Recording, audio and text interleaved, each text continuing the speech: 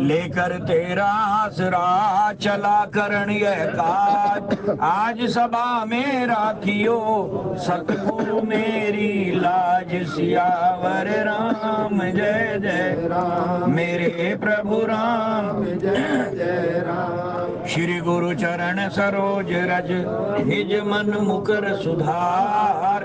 वर्णौ रघुवर विमल यश जोदायक फल चार। सियावर राम जय जय राम, मेरे प्रभु राम जय जय राम।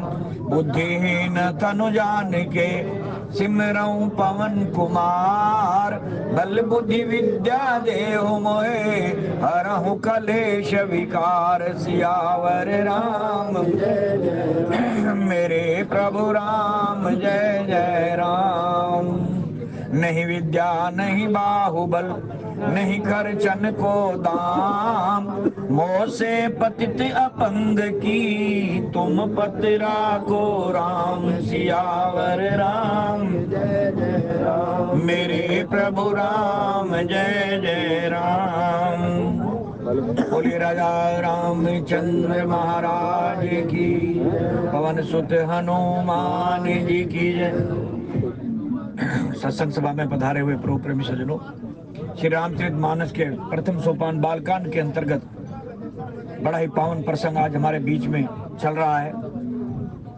जिस क्षण का, जिस घड़ी का, जिस समय का सबको इंतजार था, वो इंतजार आज समाप्त हो गया। आज वो शुभ घड़ी आ गई जिसकी कामना कल्पना अपने अपने बुद्धि मन और विचार के अनुसार सब कर रहे थे। कोई भयभीत था तो कोई आशान्वित भी था। किसी को आशा बंधी हुई थी तो किसी को डर था, किसी को शंका थी। ये सारे के सारे जितने भी आंतरिक गुण हैं, डर, शंका, विश्वास, कल्पनात्मक सोच, ये सब हमारे अंतर मन के कल्पनाएं, अपने अंतर मन की चाल है। किसी का मन किसी भी प्रसंग को देख करके डर जाता है तो किसी का प्रसन्न हो जाता है, किसी का नाना प्रकार की विचारधारा में खो जाता है। तो ये मन की अलग अलग अवस्थाएं हैं। आज यहाँ महाराज जनक के दरबार में भी ऐसी ही अवस्थाएं सबके मन की हो गई। जनक जी महाराज के मन में शंका उत्पन्न हो गई, अब क्या होगा। प्रतिज्ञा तो मैंने कर डाली, लेकिन ये प्रतिज्ञा पूरी होती हुई नहीं दिख रही, क्योंकि धरती पर कोई ऐसा शूरवीर ही नजर नहीं आ रहा, सूरमा नजर नहीं आ रहा जो मेरी इस प्रतिज्ञा को पूरा कर सके। ये शंका। और उधर मां सुनैना इत्यादि अपनी सखियों के साथ, रानियों के साथ बैठी हुई, वो इस सोच में डूब गई, इस चिंता में डूब गई कि हमारे जितने भी रिश्तेदार या माननीय गणमान्य व्यक्ति, गुरुजन, ऋषि मुनियों का समाज यहाँ जो भी आया हुआ है, ये सब हमारा तमाशा देखने के लिए आए हुए कि इस परिवार की बेइज्जती हो जाए, यही देख रहे हैं। इतनी इंतजार क्यों कर रहे हैं? क्यों कोई नहीं जाकर के महाराज जनक को समझा देता? क्यों कोई नहीं जाकर के विश्वामित्र को कह देता कि इस छोटे से बालक पर रहम करो, इसको वापस बुला लो, ये तो बच्चा है, इसको क्या समझ के ये धनुष की तरह भारी है और कैसे इसकी चाप चढ़ाई जाती है। चाप चढ़ाना तो दूर की बात, ये बेचारा तो उठा भी नहीं पाएगा। अरे कोई इनको बताए तो सही, क्या हंस का छोटा सा बच्चा मंदराचल पर्वत उठा सकता है? ये चिंता माता के मन में, मां सुनैना के मन में। तो ये और जो कुछ लोग बैठे हुए हैं उनके मन में उल्लास है, और किसी के मन में ये अभिलाषा है कि अभी तमाशा होगा और हम तमाशा बन करके देखेंगे, जनक की भी बेइज्जती होगी और ये बालक तो कुछ कर ही नहीं पाएगा। और कुछ जो घमंडी लोग बैठे थे वो कह रहे हैं कि अरे धनुष तोड़ना तो बहुत दूर की बात है, टूट भी जाए तो भी हम ब्याह नहीं होने देंगे। जबरदस्ती राजा जनक की सेना भी अगर आ जाएगी तो उससे भी उलझ लेंगे, लेकिन सीता को इसके साथ जाने नहीं देंगे। ऐसी मनोकामनाएं, अपने अपने मन की कल्पनाएं मन के अधीन होकर के सब लोग कर रहे थे। उसी वक्त गुरु की आज्ञा हुई। यद्यपि जनक जी की प्रतिज्ञा तो थी कि केवल चाप चढ़ाना है, धनुष को उठाना है और चिल्ला चढ़ाना है, लेकिन गुरु की आज्ञा हुई कि इसको तोड़ना है। उठो राम बंजो भव चापा। सृष्टि के अंदर जो ये अहंकार का धनुष है, चिंता का धनुष है और अन्य प्रकार के जितने भी मानसिक सोच या मानसिक विश्लेषण है, ये एक धनुष का रूप धारण कर चुके हैं, इनको तोड़ डालिए। भव चापा। संसार के अंदर जितने भी ये मानसिक कल्पनाएं हैं, काल्पनिक जो मिथक है, इनको तोड़ डालिए, मिथक को तोड़ डालिए। धनुष तोड़ने के बहाने गुरु की आज्ञा हुई। भगवान राम मस्त हाथी की चाल चलते हुए आज मंच पर आए हैं, जहां धनुष रखा था। चारों तरफ निगाह डालते हुए, दृष्टिपात करते हुए वहां आ पहुंचे हैं। और जब आए तो धनुष को देखा, पहले सीता जी की ओर देखा, फिर धनुष की ओर देखा। और जैसे ही धनुष को टेढ़ी आंख से देखा तो ब्रह्मांड कांप उठा। क्यों? आज भगवान की दृष्टि वक्र हो गई, ईश्वर की दृष्टि वक्र हो गई, टेढ़ी हो गई। ईश्वर ना करे कि हमारे जीवन में कभी कोई ऐसा क्षण आए कि भगवान की दृष्टि ही हम पर टेढ़ी हो जाए। परमात्मा सबको सुखी रखे, ऐसी हमारी कामनाएं होती हैं। सर्वे भवन्तु सुखिनः सर्वे सन्तु निरामया। चाहे कोई किसी भी भाव वाला हो, चाहे कोई अहंकारी है या देश का भला चाहने वाला है, बुरा चाहने वाला है, क्या किसी व्यक्ति विशेष के प्रति वैमनस्य रखने वाला है, सबका भला हो। ये हमारा संत मत, सनातन मत सिखाता है, सबका भला चाहता है। रिपु संतात बतक यही सोई, काज हमार तासु हित होई। ये हमारी रामायण हमें बताती है कि कोई हमसे शत्रु भाव भी रखता हो तो उसका भी भला हो। ये भाव रामायण हमें सिखाती है। यही एक ऐसा ग्रंथ है जो हमें हमारे मानवीय जीवन को भी चलायमान करता है और आध्यात्म की जो हमारी सोच है उसको भी ईश्वर की ओर ले जाता है। ऐसा ग्रंथ है। ये व्यवहारिक भी है, सांसारिक भी है, आध्यात्मिक भी है, हर प्रकार से परिपूर्ण है ये ग्रंथ। इसलिए अगर हो सके तो सबको अपने घर में रामचरितमानस जरूर रखने चाहिए और समय निकाल करके एक दोहा, दो दोहे जितने हो सके, नहीं तो 2 चौपाई, 4 चौपाई या 1 चौपाई का एक नित्य नेम बना लो कि हमारे पास जितना समय है हम उतना जरूर पढ़ेंगे। और पढ़ करके फिर इसके अर्थ भी पढ़ेंगे, अर्थों पर विश्लेषण अपने मन के द्वारा करेंगे, इसकी जो व्याख्या है मन के द्वारा करेंगे। और नहीं समझ में आएगी तो सत्संग में जाकर के सुनेंगे, लेकिन करेंगे जरूर। ऐसा अगर आपने घर में निश्चय करके इस ग्रंथ को रख लिया और फिर इसका असर आप देखना कि आपके बच्चों पर कैसा पड़ता है, आपके परिवार पर कैसा पड़ता है, आपकी बुद्धि कैसे शुद्ध हो जाती है। क्योंकि जैसे घर के लोग करेंगे बच्चे भी तो वही करेंगे।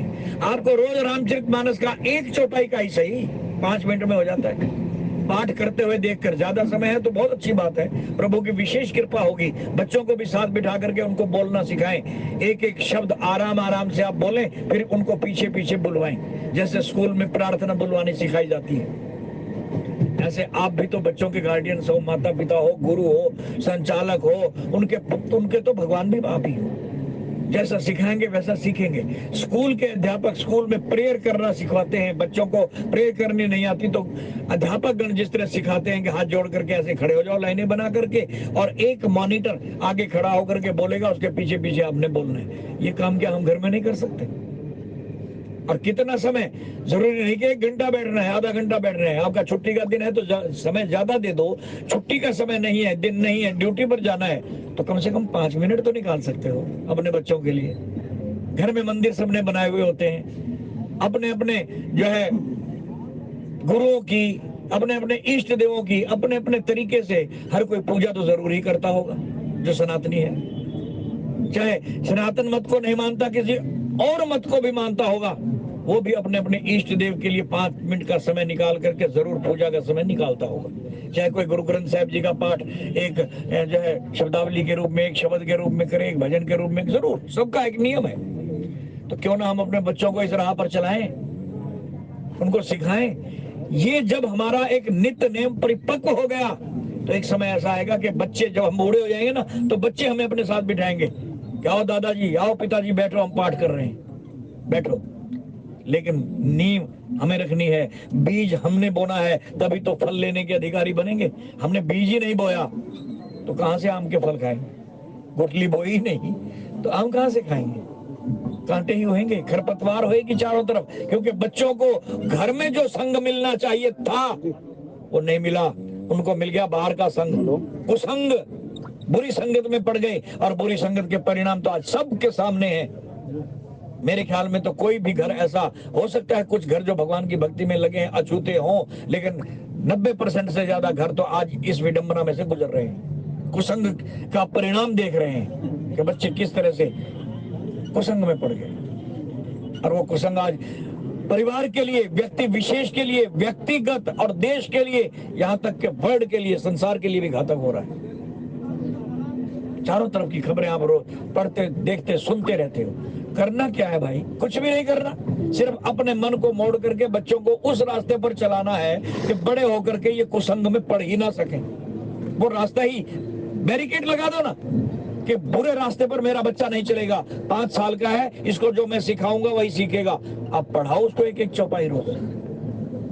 एक्सपीरियंस देखो। और कई घरों में मैंने तो खुद अपनी आंखों से देखा, और खुद मुझे निजी तजुर्बा है कि 5-5 साल के बच्चे हमारे घरों में हनुमान चालीसा ज़बानी सुनाते हैं। याद हो गया उनको, 5 साल के बच्चे को। और अब उसको प्रैक्टिस करवाई जा रही है कि बेटा राम स्तुति भी याद कर। कल उसने 2 लाइनें भी सुनाई। तो धीरे धीरे ही तो परिपक्व होगा। लेकिन होगा कब? जब हम अपने मन पर कंट्रोल करेंगे। हम थोड़ी देर के लिए समय निकालेंगे कि ये मोबाइल छोड़ देना है, माँ को भी और बाप को भी, और बिठाना है बच्चे को अपने साथ। तब हमारा देश, हमारा परिवार, हमारा संसार राममय हो सकेगा। खाली नारे लगाने से राममय नहीं होते। हमारे आंतरिक स्थिति बदल जाए, मन की परिस्थितियां बदल जाए, मन मोटिवेट हो जाए, तब ये संशय और जो परिकल्पनाएं हैं मन की, ये टूटेंगी। आज इस धनुष को देख करके हर एक का मन अपने अपने कयास लगा रहा है। जैसा कि मैंने अभी बताया कि कोई चिंतित है, कोई संशयग्रस्त है, कोई गर्व में, अहंकार में चूर है इस धनुष को देख करके।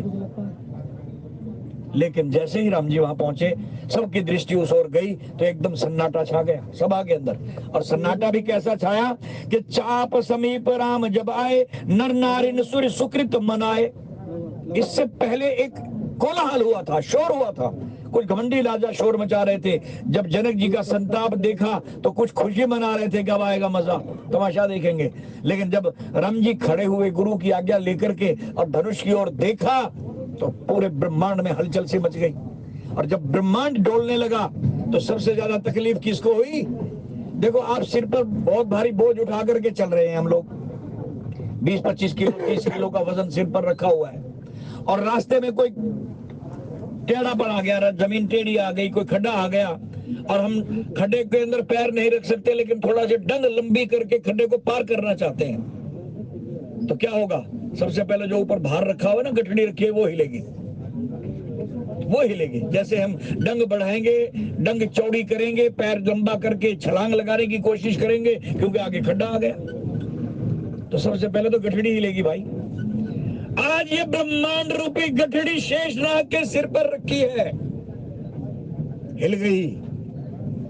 शेषनाग ने ब्रह्मांड सिर पर रखा हुआ है, ये बोझ उठाया हुआ है। कच्छप ने, भगवान नारायण ने कच्छप अवतार धारण करके मंदराचल पर्वत के रूप में ब्रह्मांड को पीठ पर धारण किया हुआ है, अपनी पीठ पर रखा हुआ है। ये सब हिल गए। दिशाओं के हाथी सावधान हो गए कि ये क्या होने वाला है। तभी काल गर्जा, शेष अवतार काल के रूप में, लक्ष्मण का के रूप में यहाँ खड़ा हुआ है, और उसकी गर्जना हुई, सावधान ऐ दिशाओं के हाथियों, ऐ दिक्पालो सावधान, ऐ कच्छप सावधान, अपने अपनी भूमिका में आ जाओ, अपने अपने मोर्चे संभाल लो। बोले क्यों? कहने लगे शायद ही ब्रह्मांड पलट न जाए।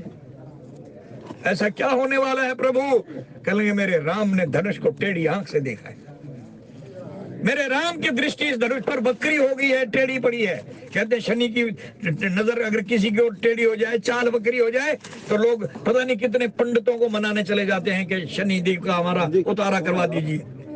शनि की चाल वक्री हो गई है, शनि टेढ़ा हो गया है। जब एक ग्रह का हमें इतना डर है, तो ग्रहों के मालिक, ब्रह्मांड के नायक जब किसी को टेढ़ी नजर से देखेंगे तो उसका कल्याण कौन कर सकता है? उसको बचा ही कौन सकता है?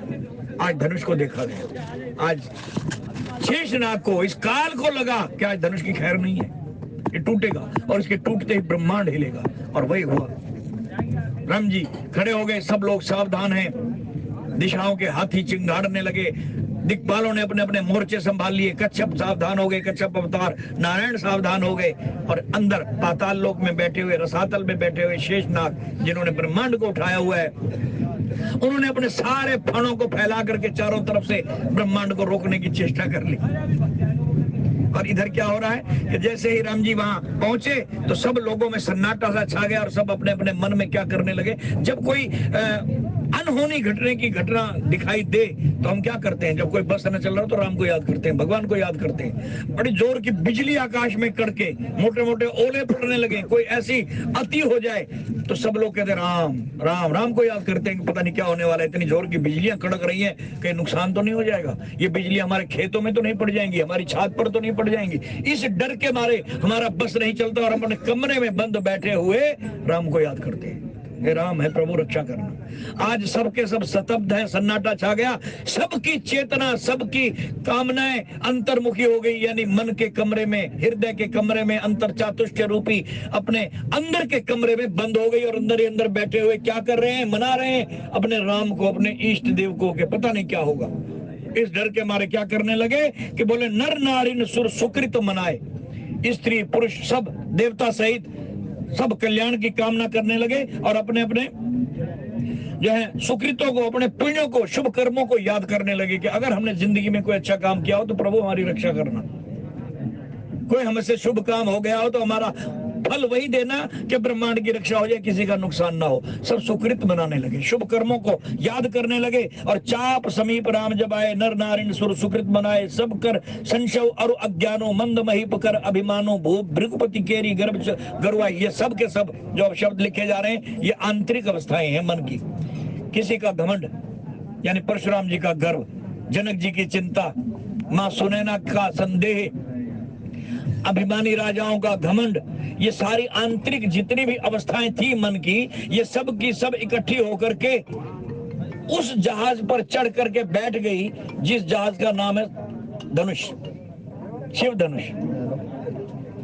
उस पर बैठ गई, सबने अपने अपने कल्पनाएं, इच्छाएं, आंतरिक मानसिक मन की अवस्थाएं धनुष पर टिका दी, धनुष के साथ जुड़ गई। और ये सारी जुड़ी हुई, इकट्ठी हुई, ऐसे लग रही थी मानो किसी बहुत बड़ी नदी के अंदर कोई नौका, लंबी चौड़ी नौका खड़ी हो और बहुत से सवार उसमें बैठ गए हो। सवार तो बैठ गए, नौका भी तैयार हो गई, और नौका को चलाने के लिए नाविक भी तो चाहिए, केवट भी तो चाहिए। नौका भर गई और नदी हिलोरे मार रही है, सागर या वो भयंकर नदी लहरें उछाल रही है, लेकिन केवट नजर नहीं आ रहा। अब केवट भी नजर आ गया, कौन? बोले हाँ कर लो। शंभु चाप बड़ बोहित पाई, चढ़े जाए सब संग बनाई। भगवान शंकर के इस चाप को बोहित, बोहित बने नौका, बेड़ा, इसको बेड़ा बना करके ये सब के सब जो आंतरिक अवस्थाएं थी मन की, घमंड, चिंता, शोक, ये सब जहाज पे चढ़ गए। और फिर क्या कह रहे हैं कि राम बाहुबल सिंधु अपारू चैत पार नहीं कोई कड़हारू। राम जी का बाहुबल, राम जी की भुजाएं, भुजाओं का बल, ये महान सागर है, और इस सागर में ये धनुष रूपी नौका खड़ी हुई है, और इस नौका के ऊपर सारे ये आंतरिक मन की परिस्थितियां चढ़ी हुई हैं। और अब इंतजार है कि कोई नाविक आए, कोई केवट आए, कोई जहाज को चलाने वाला जो है मल्लाह आए, जो इसको स्टार्ट करे और चलाए और हमें परले किनारे पर लगा दे, अर्थात हमें इन चिंताओं से मुक्त कर दे। तो क्या हुआ? राम विलो के लोग सब चित्र लिखे से देखी, चितैसिए कृपायतन जानी विकल विशेष सियावर राम जय जय राम, मेरे प्रभु राम जय जय राम। राम जी ने चारों ओर दृष्टि घुमाई और सबके चेहरे पढ़ लिए, आवाज नहीं निकल रही, सबके चेहरे बता रहे हैं, किसी की आंख के आंसू बता रहे हैं, किसी के फड़फड़ाते होंठ बता रहे हैं कि क्या हो गया है, क्या अवस्था है। राम जी ने सबके मन की अंतर भावनाएं पढ़ ली कि सब लोग क्या चाहते हैं। एक पल की भी देरी करना बहुत बड़े भारी नुकसान का दायक हो सकता है। तुरंत फिर सीता जी की ओर देखा, सीता जी को देखा तो वो तो इन सबसे ज्यादा व्याकुल थी, व्याकुलता बढ़ गई, क्योंकि प्रेम की जो शक्ति है, प्रेम की जो क्रिया है, वो व्याकुलता है, व्याकुलता। धन की क्रिया सेवा, धन की क्रिया सेवा, प्रेम की क्रिया है व्याकुलता। सीता जी बहुत व्याकुल हैं और राम जी ने देखा चितैसी है कृपायतन जानी विकल विशेष। एक एक शब्द को ध्यान से सुनना, विकल माने व्याकुल। विशेष तौर पर सीता जी को व्याकुल देखा, और सीता की व्याकुलता राम बर्दाश्त कर जाए, ऐसा हो नहीं सकता। अरे राम तो स्वयं सीता जी के स्वामी हैं, सीता जी का पुत्र नहीं बर्दाश्त कर सका। हनुमान, जब रावण अशोक वाटिका में सीता के पास आया और बनाव श्रृंगार करके कुछ कड़वे वचन बोले और सीता जी के साथ अनुचित वार्तालाप किया, तो उस दृश्य को हनुमान जी भी सहन नहीं कर सके। मुठियां खिंच गई, क्रोध उबाल मारने लगा, आंखें लाल हो गई, बस नहीं चला, वरना वहीं रावण की गर्दनें तोड़ डालता। लेकिन आज्ञा नहीं थी राम की, इसलिए क्रोध पर विजय प्राप्त कर ली, क्रोध को रोक लिया। लेकिन सीता जी की व्याकुलता देखी नहीं जा रही थी, और वो बयान, अपने दिल के वो बात, वो अवस्था आकर के कब बताई, जब राम जी के सामने सीता का हाल देने के लिए आए, तो बोले, सीता के प्रभु विपत्ति विशाला, बिने कहे बल दीन दयाला। हे दीनों पर दया करने वाले मेरे राम, सीता की विपत्ति का मैं जुबान से बयान नहीं कर सकता, मुझसे देखी नहीं गई, इतनी व्याकुलता है, इतनी व्याकुल हो रही है वो।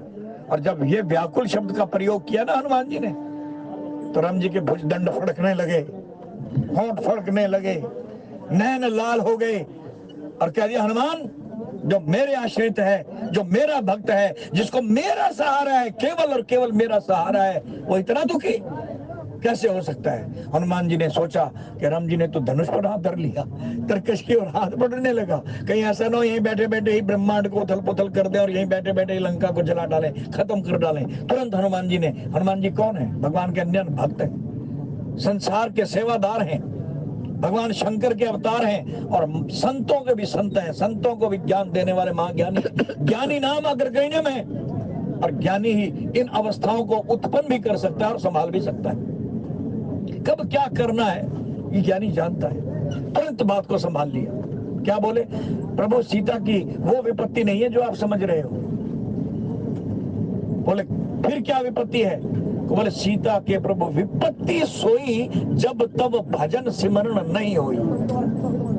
देखो, ये हमारे लिए, हमारी सीता कौन सी है? हमारी आत्मा, आत्मा सीता है, और हमारी चित्त की वृत्तियां, वहां की जो परिस्थितियां हैं, परिस्थितियां, चित्त की वृत्तियां, ये अशोक वाटिका है। और इस भक्ति रूपी सीता को विशेष प्रकार से, जिस तरह राक्षसियां वहां दुखी करती थी, सीता जी को तंग करती थी, भजन सिमरन नहीं होने देती थी, ऐसे हमारी मन की परिस्थितियां भजन में मन को नहीं लगने देती, आत्मा को नहीं लगने देती। तो इसका क्या इलाज है? तो हनुमान जी ने, संत बताते हैं, गुरुजन बताते हैं कि एक ही इलाज है कि राम की शरण ले लो। सीता के प्रभु विपत्ति सोई, जब तब भजन सिमरण नहीं होई। हमारे को जरा सा बुखार हो जाए, घर में व्यापार में घाटा पड़ जाए, और कोई और नुकसान हो जाए, तो हम तक तो बड़ी मुसीबत में भाई, हम बड़ी मुसीबतें टूट पड़ी हम पर, तो एक के बाद एक मुसीबत का पहाड़ टूट पड़ा। अरे ये मुसीबत नहीं है, ये दुख नहीं है, ये तो आएगा चला जाएगा, कल तक नहीं था, आज आ गया तो क्या हुआ, कल फिर चला जाएगा। और ये सुख भी सुख नहीं है, जो कल तक हम सुखी थे आज दुखी हो रहे हैं, ये दुख चला जाएगा, सुख फिर आ जाएगा। ये परिस्थितियां हैं, जिस तरह बादल सूर्य के ऊपर आते हैं, थोड़ी देर के लिए छाया कर देते हैं, फिर धूप आ जाती है, ऐसे सुख और दुख हमारे कर्मों का फल है, जो आता रहेगा जाता रहेगा। ये विपत्ति नहीं है। विपत्ति कौन सी है सबसे बड़ी? जब भगवान का नाम छोड़ देते हैं, जब भगवान का सिमरन नहीं करते। हम 5 मिनट का समय भी निकाल करके घर में बैठ करके राम के नाम को समय नहीं देते, सिमरन नहीं करते, भजन नहीं करते, ना खुद करते हैं ना बच्चों से करवाते हैं। वो सबसे बड़ी मुसीबत है, सबसे बड़ी विपत्ति है। इससे बड़ी मुसीबत आत्मा के लिए और कोई हो ही नहीं सकती। ये मैं नहीं कह रहा, हनुमान जी कह रहे हैं। जो हनुमान के भक्त यहाँ बैठे हैं, कान खोल करके इस प्रसंग को सुने और आंख खोल करके पढ़ें। हनुमान जी कह क्या रहे हैं? सीता के प्रभु विपत्ति सोई, जब तब भजन सिमरण नहीं होई। जब तुम्हारा भजन सिमरन छूट जाता है, हम चाह करके भी समय नहीं निकाल पाते, तो आत्मा के लिए सबसे बड़ी दुखद स्थिति वही है, सबसे बड़ा दुख का क्षण वही होता है, और वो एक एक पल कल्प के समान बीतता है। लेकिन हम तो मन के गुलाम हो गए भाई, मन को गुरु बनाए बैठे हैं, गुरु की बात तो मान ही नहीं रहे, ईश्वर के संकेत को तो समझ ही नहीं रहे। मन ने कहा, भाग वहां फलानी जगह बहुत बड़ा मेला लगने वाला है, वहां कोई बड़ा भगवान आ गया है, उस ओर भाग ले। हम मन के कहने में आकर के तुरंत टिकटें बुक करा लेते हैं, हवाई जहाज की, ट्रेनों के, पता नहीं कहां भाग जाते हैं। अरे भाई, मन को सावधान कर, घर बैठ, और राम तो तेरे अंदर है, तो कहां भाग रहा है? वो तो तेरे अंदर है। मन को अंदर क्यों नहीं ले जाता, जहां ना कोई किराया लगे, ना कोई हवाई जहाज बुक कराना पड़े, ना टिकट बुक करानी पड़े, सिर्फ 5-7 मिनट 10 मिनट का आधे घंटे का टाइम निकाल और एक नित्य नेम बना ले, रोज मिल राम से, रोज दर्शन कर उसके, गुरु के बताए मार्ग पर चल, गुरु ने तुझे सूत्र दे दिया, महामंत्र दे दिया, और तू भाग रहा है बाहर की ओर। और मन क्या कहता है कि तेरा गुरु ही बेवकूफ है, पागल है। ये संत जितने हैं ना, कबीर, मीरा, रविदास, तुलसी, ये सब बेवकूफ हैं, ये पागल हैं। बोले क्यों? कहे ये 10 12 14 संत इकट्ठे होकर के कह रहे हैं अंदर जा अंदर जा, लेकिन यहाँ तो ऐसे ऐसे महारथी बैठे हैं जो कहते हैं बार बार बार बार भाग, बार भाग, टिकटें बुक करा, फलानी जगह चलो। तो जहाँ लाखों लोग जा रहे हैं, क्या वो पागल है? ये 10 12 पागल है? तो मन कहता है ये 10 12 पागल है। तो इसलिए संत कहते हैं हमें पागल ही रहने दो भाई, हम पागल ही अच्छे हैं, तुम जाओ। ये काल का क्षेत्र है, काल तुम्हें बाहर भगा रहा है, काल के गुलाम हुए बैठे हो, जाओ। लेकिन जो गुरु की भक्ति में रम गया, जो अन्य भाव से गुरु का हो गया, सो अन्य जाके असमति न टरई हनुमंत, मैं सेवक सचराचर रूप स्वामी भगवंत। ये राम जी कह रहे हैं हनुमान जी को। अन्यन वो है जो बारमुखी क्रियाओं को छोड़ करके, भाग दौड़ को छोड़ करके केवल और केवल मेरी शरण में आ जाता है। अन्य ना, अन्यन का मतलब अन्य ना, यानी दूसरा कोई है ही नहीं। मोरे सभई एक तुम स्वामी, दीन दयाल और अंतर्यामी, लक्ष्मण जी कह रहे हैं। माम एकम शरणम वज्र अहम त्वम सर्वपापेभ्यो मोक्षयिष्यामि मा शुचा, कृष्ण कह रहे हैं। भाई इतने बड़े देवी देवता, अवतार, पीर, पैगंबर, सतगुरु हमें समझा रहे हैं, और हम कह रहे हैं ये सब पागल हैं। क्यों नहीं इनकी बात मान लेते भाई? थोड़ी देर के लिए मान के देख लो, अगर बात न बने तो फिर भाग जाना बाहर की तरफ। फिर ये तीर्थ वगैरह, ये हवाई जहाज और ये रेल की टिकटें कोई दूर थोड़ी हैं। अगर वहीं से तुम्हारी तसल्ली होती है तो भाग जाना, क्योंकि हमें तो लोभ, डर और ऐश्वर्य और धन का जो ढेर हमारे घर में लग गया है वो उछाल रहा है कि धन है तो खर्च करो, सैर सपाटे करो। हम सैर सपाटे करने जा रहे हैं भाई, आध्यात्मिक मार्ग पर तो चल नहीं रहे। अगर आध्यात्मिक मार्ग पर चल रहे होते तो अयोध्या के अंदर 5 लाख 7 लाख आदमी आज डेली दर्शन कर रहा है आज की डेट में, लेकिन उनमें से कितने हैं जो वहां 2 घंटे का या 1 घंटे का समय निकाल करके भगवान राम के नाम की माला भी जपते हैं? कितने होंगे? ये सब सैर करने गए, एक दूसरे से सुना, तारीफ सुनी मंदिर की, चल पड़े। अरे जाने का फायदा तो तब है वहां जाकर के बैठ करके राम की मूर्ति देखो, कितनी अलौकिक मूर्ति है। मूर्तिकार भी हैरान हो गया कि मैंने तो ऐसे नहीं बनाई थी, इसमें तो बहुत बड़े चमत्कार देखे जा रहे हैं, बहुत कुछ चेंज हो रहा है। और हम खुश हो रहे हैं कि देखो मूर्ति का रंग बदल गया, मूर्ति का ये हो गया। यही हम जबानी जमा खर्च कर रहे हैं। अरे भाई थोड़ा सा अंदर जा करके वहां एकांत में सरयू के किनारे बैठ करके थोड़ा सा उसी मूर्ति को मन में बसा करके उसी का ध्यान करते हुए राम का नाम ही ले लेते। कुछ गिनती के लोग होंगे जिन्होंने ऐसा किया होगा, बाकी उन्होंने तो भाग में 3 दिन में 4 दिन में या 2 दिन में यात्रा पूरी करी और घर आ गए, और फिर आकर के अहंकार की टोकरी सिर पर धर करके ले आए। आदर जी आकर के बताने लगे मैंने ऐसे दर्शन किए, मैंने वैसे दर्शन किए, मैंने ये किया, मैंने वो किया, मैंने फलानी धर्मशाला बुक कराई, फलाना होटल बुक। मैं कहते हुए थकते नहीं, थकते ही नहीं, मैं कहते हो। ये भक्ति नहीं है भाई। भक्ति तो वो है जो गुरु ने बताई है। गुरु की मूर्त मन में धार, ये राम मेरा गुरु है, हनुमान मेरा गुरु है, श्री कृष्ण को मैंने गुरु माना है, इनको अपने गुरु को गुरु माना है जिसने मुझे मंत्र दिया है।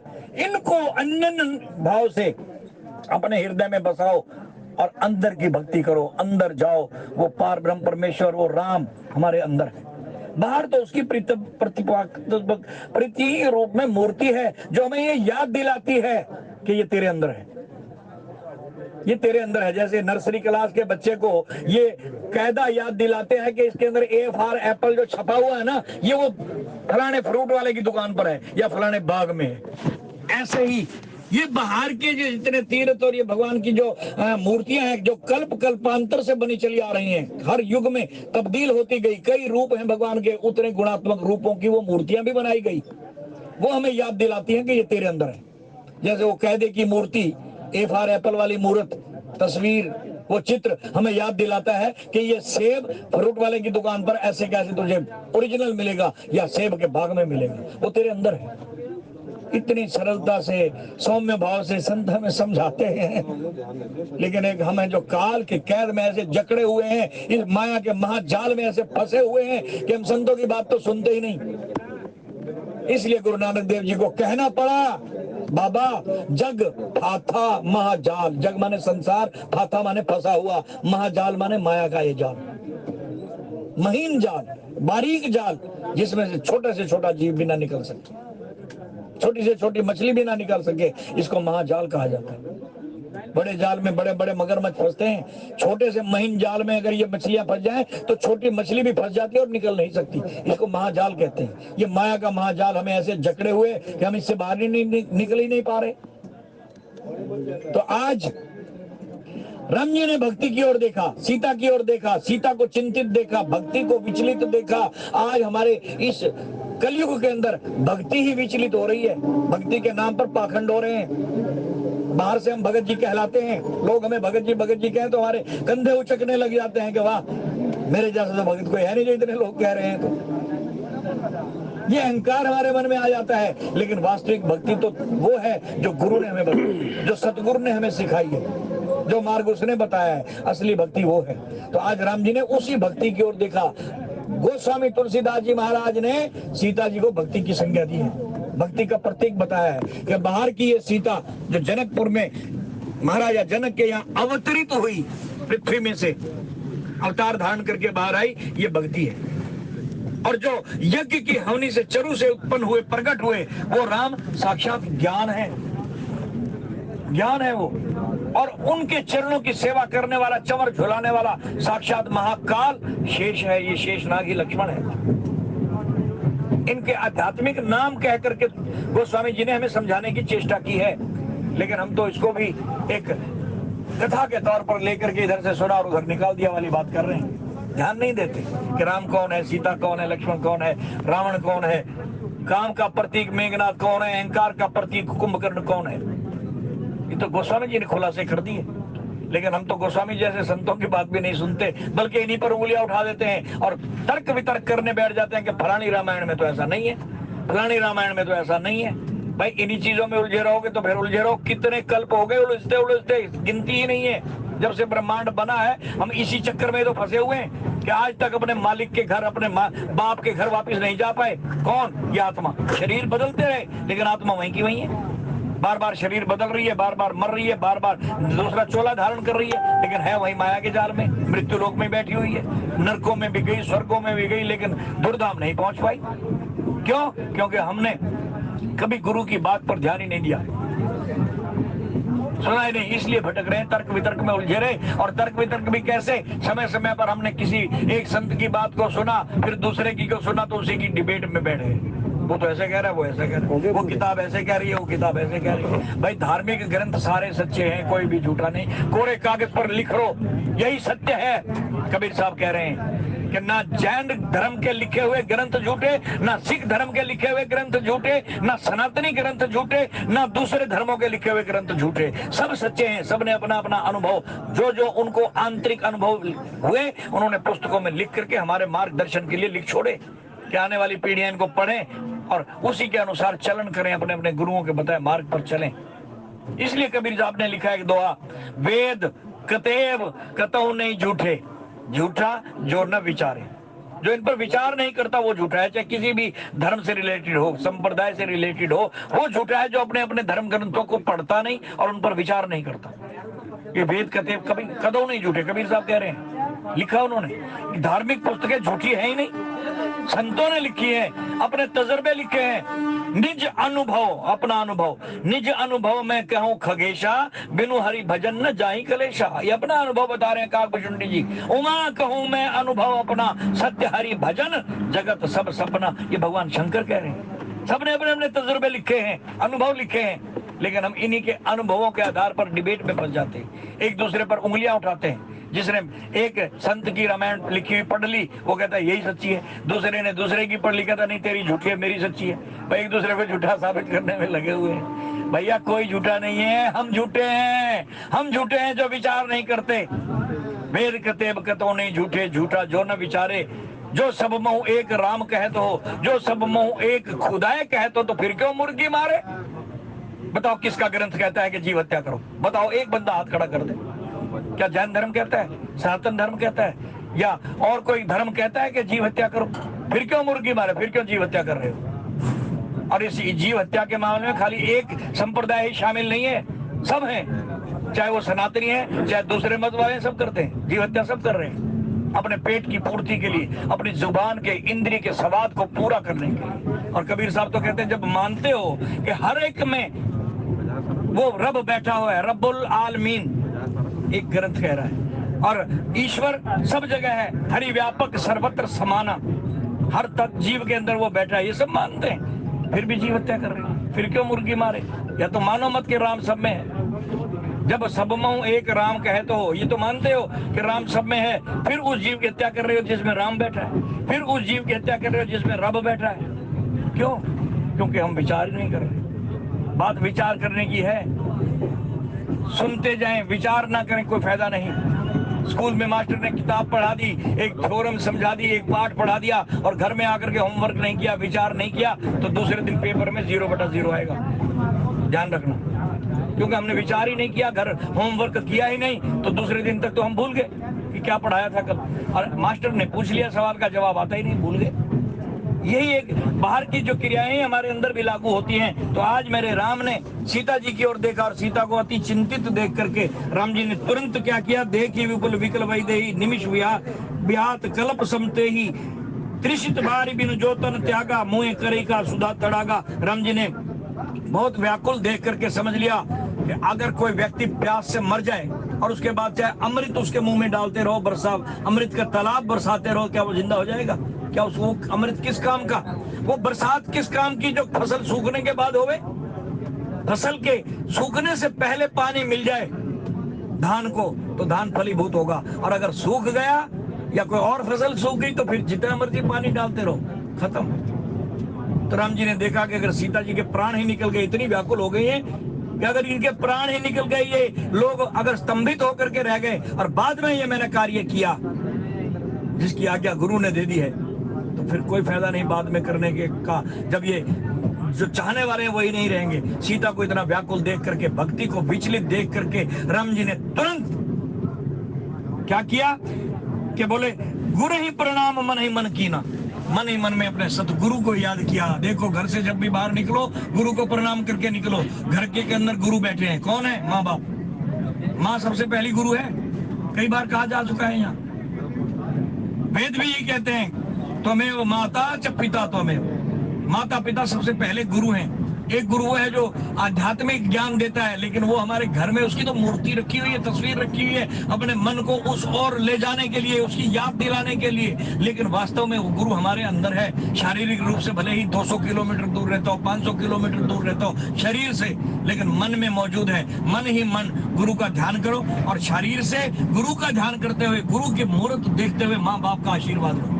तुम्हारा कोई काम असफल नहीं होगा, सारे काम सफल होंगे, ये पक्का जान लेना, गारंटी इस बात। लेकिन करना तो हमको है, कहने सुनने से कुछ नहीं होगा। हम तो अपना फर्ज निभा रहे हैं, कह रहे हैं, करना आप लोगों को। तो राम जी ने आज गुरु को मनाया, मन ही मन गुरु का ध्यान किया, आशीर्वाद लिया, माता पिता का ध्यान किया, और फिर अगला काम किया, पहले ही गुरु को मनाया। गुरु ही प्रणाम मन ही मन कीना, मन ही मन में गुरु को प्रणाम किया। और इतनी देर में लोगों ने देखा कि राम जी तो आंखें बंद करके ध्यान लगा रहे हैं, मन में किसका ध्यान कर रहे हैं ये तो वही जाने। लेकिन इतनी देर में राम जी ने 3 काम कर डाले, और तीनों काम जैसे जितनी फुर्ती से हुए किसी ने देखा ही नहीं। जैसे राम जी को आंखें बंद किए हुए देखा, सबने आंखें बंद कर, राम जी ध्यान लगा रहे तो हम भी ध्यान लगाए। सब अपने अपने ध्यान में मस्त हो गए। और जब आंख खुली कब? जब राम जी ने धनुष को उठाया, प्रत्यंचा चढ़ाई, डोरी बांधी और सीधा खड़ा कर दिया। यानी धनुष का एक सिरा मंच पर और दूसरा सिरा ऊपर की ओर, और बीच में हाथ रखा हुआ है, धनुष के बीच में, जो बीच में से धनुष मुड़ा हुआ होता है ना, उसके बीच में से पकड़ा हुआ है, और दूसरा हाथ से डोरी ऊपर चढ़ा रहे। ये 3 काम हुए, उठाया, डोरी बांधी और खड़ा किया। ये तीनों काम क्षण भर में हो गए। लोगों ने आंख खोली तो देखा, अरे धनुष उठ भी गया, प्रत्यंचा भी चढ़ गई, और राम जी लेकर खड़े हुए, पकड़े खड़े हुए। अब तक तो यही सोच रहे थे कि इसको हिला ही नहीं सकता कोई, भाई ये तो हो गया। हिला ही नहीं बल्कि उठा लिया गया। और जैसे ही राम जी ने प्रत्यंचा चढ़ाई, हुआ क्या? बोले तीनों काम ऐसे हुए, गुरही प्रणाम मनई मन कीना, अति लाघव उठाई धनु लीना, दम के उदामनी जिमी जब लयो, पुनि नभ धनु मंडल सम भयो, जैसे उठा करके आकाश में यूं घुमाया। तो आपने इंद्रधनुष तो देखे ही होंगे आकाश में, सावन के महीने में खास करके जब बरसात ऋतु जाने लगती है तो बादलों के बीच में इंद्रधनुष प्रकट होता है। क्या कभी इंद्रधनुष को पूरा गोल देखा है? आधा होता है, जिधर आपकी नजर जाएगी उधर से आधा दिखाई देगा, आधा मुड़ा हुआ, वो उसको हम धनुष इसलिए कहते हैं कि धनुष की तरह आधा है। तो आज राम जी का ये धनुष भी इंद्रधनुष की तरह आधा दिखाई दे रहा है, आकाश में चमक रहा है। आकाश मंडल में राम जी के द्वारा उठाया हुआ धनुष ऐसे चमका जैसे आकाश में चमकती हुई कोई बिजली इंद्रधनुष का नाम या रूप धारण कर गई हो। पुनि नभ धनु मंडल सम भयो, धनु मंडल मंडलाकार हो गया, आधा मंडलाकार हो गया। लेत चढ़ावत खेचत गाड़े, काहू न लखा देख सब ठाड़े। ये तीनों काम किसी की समझ में नहीं आए कब हुए, कब उठाया, कब प्रत्यंचा चढ़ाई और कब उठा करके घुमा रहे हैं, और बीच में से पकड़ा हुआ है। और फिर क्या हुआ? राम जी ने चारों तरफ दृष्टिपात किया, सबकी नजर धनुष पर है, सन्नाटा छाया हुआ है, पिन ड्रॉप साइलेंस जिसको आप बोलते हैं, ऐसा सन्नाटा। इतनी देर में राम जी ने उसको बीच में से जहां पकड़ रखा था ना, थोड़ा सा पकड़ा, डोरी खींची तो चटाक की आवाज है। बोले राजा रामचंद्र महाराज की जय। यही क्षण राम मध्य धनु तोड़ा, उसी क्षण बीच में से धनुष को तोड़ा। एक पल की देरी भी नहीं की, वो धनुष बीच में से टूट गया। जब धनुष टूटा तो भयंकर आवाज हुई। कैसी आवाज हुई? आपको दिवाली मनाने का तो पूरा तजर्बा है सबको। दिवाली में कुछ लोग ऐसे ऐसे बम लाते हैं जिनको बोलते हैं धाकड़ बम। मैं सरल भाषाएं इसलिए प्रयोग करता हूं कि बात समझ में आ जाए। ये गहरी बातें जो संतों ने लिख के छोड़ी हैं, ये अच्छी तरह हम अनपढ़ों की भी समझ में आ जाए। हम लोग अनपढ़ हैं, मैं भी अनपढ़ हूँ, पढ़ा लिखा नहीं हूं, मैं ये संस्कृत का या इतने बड़े बड़े वेदों का जाता नहीं हूं, इसलिए सरल भाषा में समझने और समझाने की चेष्टा करता हूं। तो एग्जाम्पल भी लौकिक देता हूं। तो धाकड़ बम का तजुर्बा तो आपको सबको है। जब वो धाकड़ बम किसी मोहल्ले में फूटता है तो अगली गली तक आवाज जाती है, बल्कि 2-3 गलियों को भी पार कर जाती है। और ऐसी आवाज आती है कि जैसे ही वो आवाज गूंजी तो 1 सेकंड, 2 सेकंड, 3 सेकंड तक उसकी आवाज गूंजती ही रहती है। धीरे धीरे कम तो होती जाती है, पहले जोर की, फिर कम गूंजती रहती है, जैसे लहर चल रही हो आवाज की, शब्द की कोई लहर चल रही हो, उसके शोर की।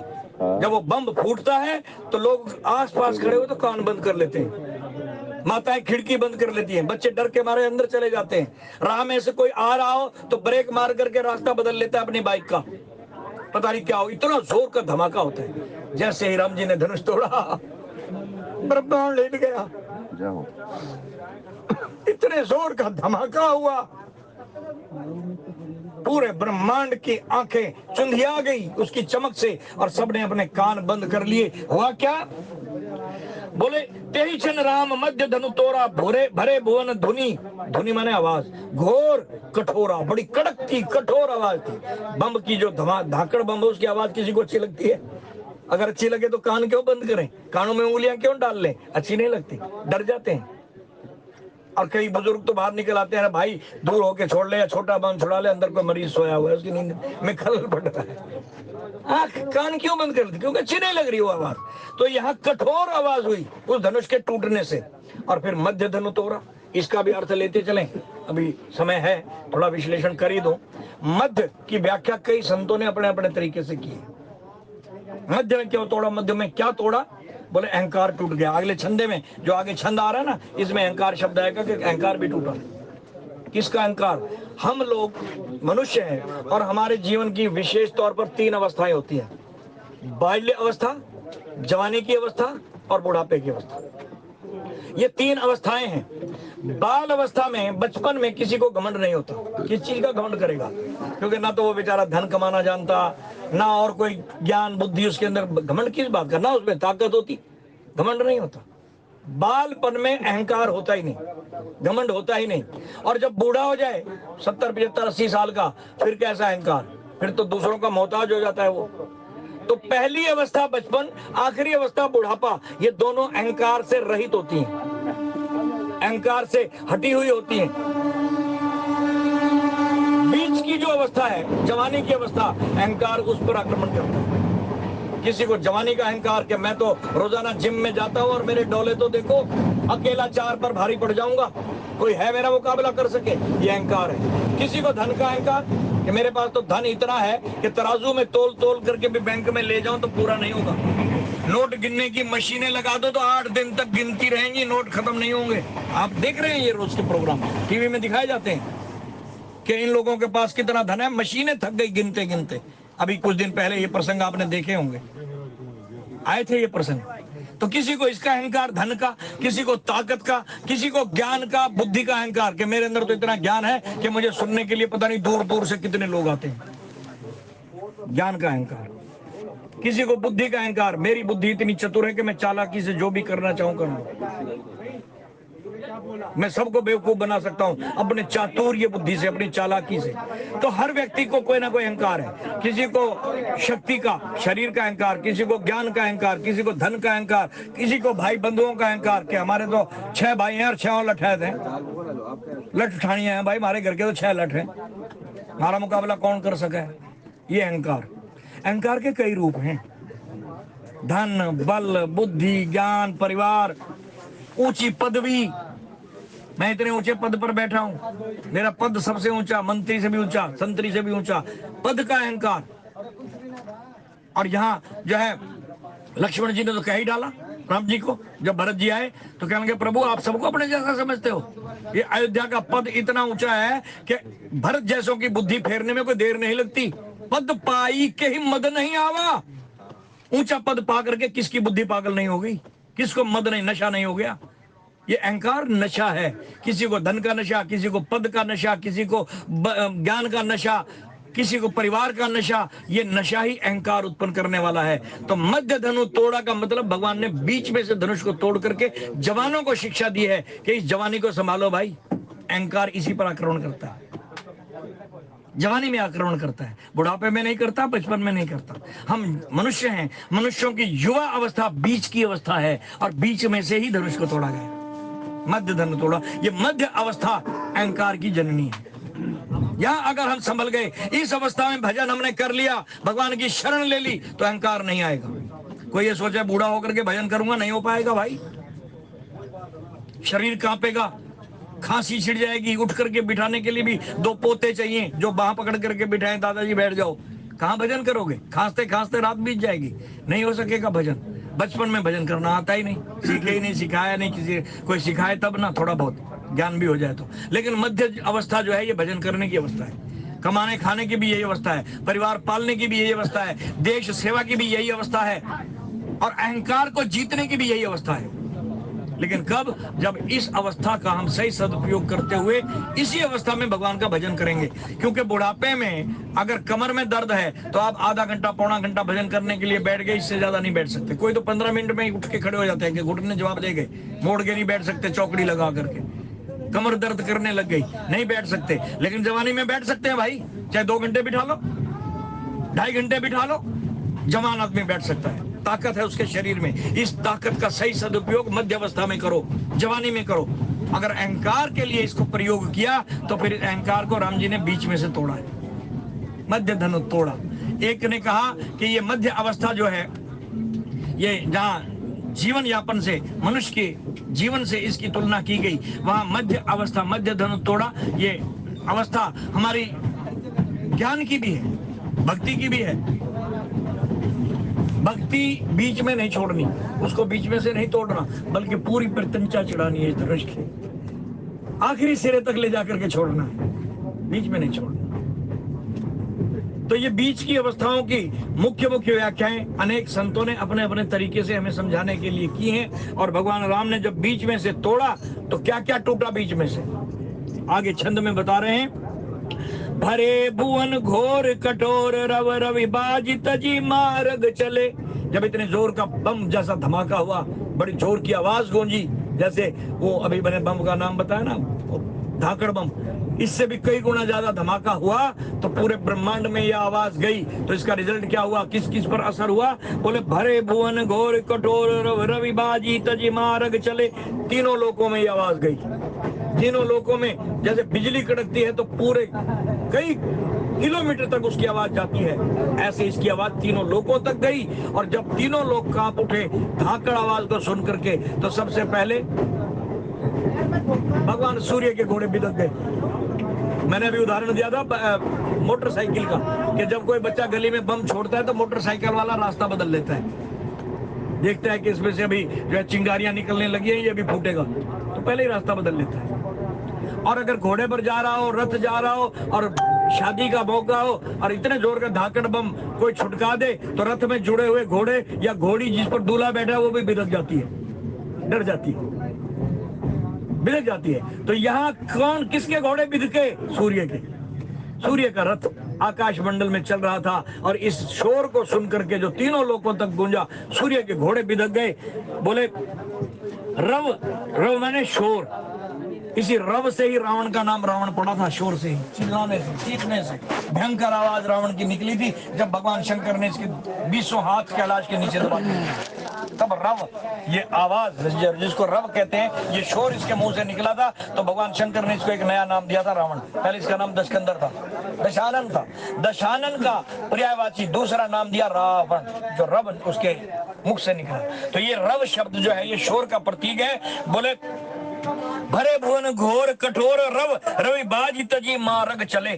सूर्य के घोड़े इस रव को, इस शोर को सुन करके रास्ता भूल चले, भटक गए, बिदक गए। चिक्रे ही दिग्गज डोल मही अहि कोल कूरम कल मले, जिनको अभी अभी लक्ष्मण जी ने सावधान किया था, हे कच्छप, नारायण कच्छप अवतार में है, सावधान हो जाओ। वो कल मिलाने लगे, हिल गया उनका आसन। और फिर अहि शेषनाग, उसका आसन हिल गया, वो डर गए भयंकर के ये क्या हो गया। और कोल किरात धरती ये सब डोलने लगे, दिग्गज डोलने लगे, दिशाओं के हाथी चिंगाड़ने लगे, चारों तरफ एक किस्म का कोलाहल सा मच गया, बचाओ बचाओ, ये क्या हुआ, ये क्या हुआ। डर गए, पता ही नहीं लगा किसी को क्या हुआ। जब बम, जोर का बम धड़ाकेदार छूटता है तो आस पड़ोस की गलियों वाले पूछते हैं किसके घर क्या हुआ भाई, इतना जोर का बम क्या फूटा, कहीं कोई बम तो नहीं फूट गया सचमुच, कहीं किसी ने गोलियां तो नहीं चला दी। ये मन में शंकाएं होती हैं, यहाँ भी वही हुआ। शोर को सुन करके सूर्य के घोड़े भी दब गए, शेषनाग का आसन डोल गया, कच्छप हिलने लगे, कच्छप अवतार वो धरती को लेकर के हिलने लगे, दिशाओं के हाथी चिंगाड़ने लगे, दिग्बाल स्थान छोड़ छोड़ करके भागने लगे, जैसे कोई हलन आ जाए, कोई भूचाल आ गया, ऐसा रव हुआ, ऐसा शोर हुआ। बोले सुर असुर मुनि कर कान दीने। फिर क्या होता है कि जब बहुत ज्यादा धाकड़ आवाज होती है तो बुजुर्ग लोग कानों में उंगली डाल लेते हैं, तो यहाँ देवताओं ने और राक्षसों ने अपने कान बंद कर दिए। सुर भी और असुर भी, सुर असुर और मुनि लोग जो तप कर रहे थे उनकी तपस्याएं भंग हो गई, जंगल में बैठे हुए, इतना शोर था, उन्होंने कानों में उंगली डाल ली और दीने सकल विकल विचार ही, आंख कानों में उंगलियां डाल करके विचार करने लगे कि ये शोर कैसा था। और फिर कोदंड खंडे राम तुलसी जयति वचन उच्चार ही, तो तुलसीदास जी कहते मेरे राम ने धनुष छोड़ा है भाई, घबराने की जरूरत नहीं। बोले मेरे रामचंद्र महाराज की तुलसी कोदंड खंडे राम, राम ने कोदंडी धनुष को तोड़ा है। कौन से राम ने? तुलसीदास जी कहते मेरे राम ने भाई। तुलसी जयति वचन उच्चार ही, तुलसी जय जयकार करने लगे। अभी अभी आपने जो जयकारा लगाया ऐसे तुलसी की भी जयकारे लगा रहे हैं। और आगे इस शब्द का किस किस पर क्या क्या असर हुआ, सभा पर क्या असर हुआ और मुनि विश्व जो है परशुराम जी पर क्या असर हुआ, ये बड़ा रोचक प्रसंग आगे आने वाला है, ज्ञानप्रद प्रसंग है। अब वाणी को यहीं विश्राम, त्रुटि के लिए